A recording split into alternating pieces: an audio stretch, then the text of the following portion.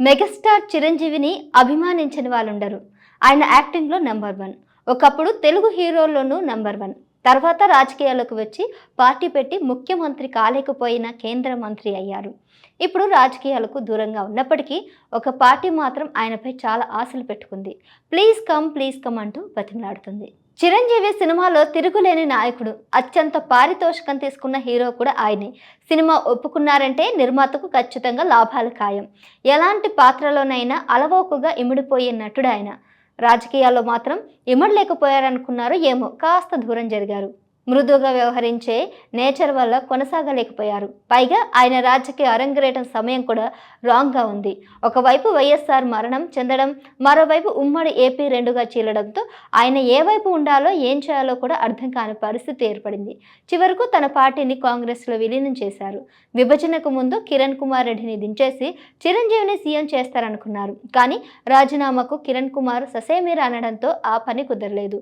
UPA హయాంలో కేంద్ర మంత్రి పదవి నిర్వహించిన చిరంజీవి 2014 తర్వాత క్రియాశీలకంగా లేరు.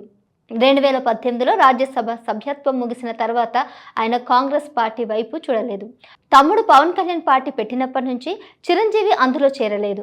దాంతో కాంగ్రెస్ పార్టీకి చిరంజీవిపై ఆశ చావలేదు. ఆయన పుట్టినరోజున చిరంజీవి కాంగ్రెస్ సభ్యత్వాన్ని మరో 3 సంవత్సరాల పాటు పొడిగించారు. చిరంజీవి అడగకుండానే, ఆయన దరఖాస్తు చేసుకోకుండానే సభ్యత్వాన్ని పొడిగించారు. ఏదో విధంగా చిరంజీవిని తిరిగి పార్టీలోకి లాగాలన్న ప్రయత్నం జరుగుతుంది. ఏపీలో నిద్రాణంగా పడున్న కాంగ్రెస్ పార్టీకి నూతన జవసత్వాలు అందించేందుకు చిరంజీవి సేవలు అవసరమని పార్టీ భావిస్తుంది. చిరంజీవిని గౌరవించి కేంద్ర మంత్రి పదవి ఇచ్చామని, ఇప్పుడు పార్టీని ఆదుకోవడం ఆయన కర్తవ్యమని కొందరు కాంగ్రెస్ నేతలు ఆఫ్ ది రికార్డ్ అంటున్నారు.